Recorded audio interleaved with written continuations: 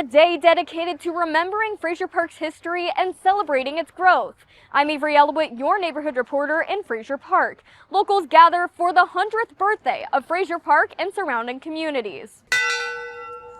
This isn't your ordinary birthday with candles and cake, or even a birthday person. On Saturday, locals celebrate 100 years since Frazier Park, Lake of the Woods, and Lockwood Valley were established. Starting off with a mountain blessing,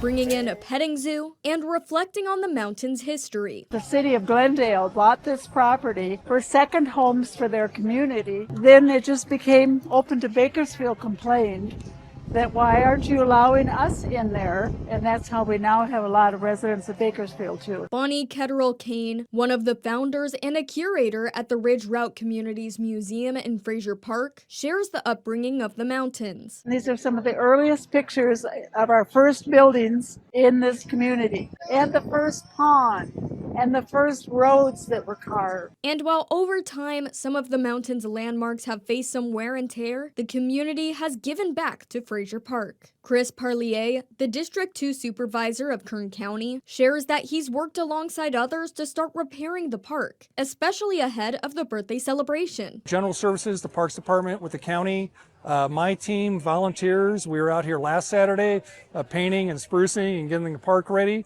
The bathroom was also completely redone inside and out, along with the community building. The ceremony brought all ages to the park. It's pretty exciting, but I'm a year older than this park.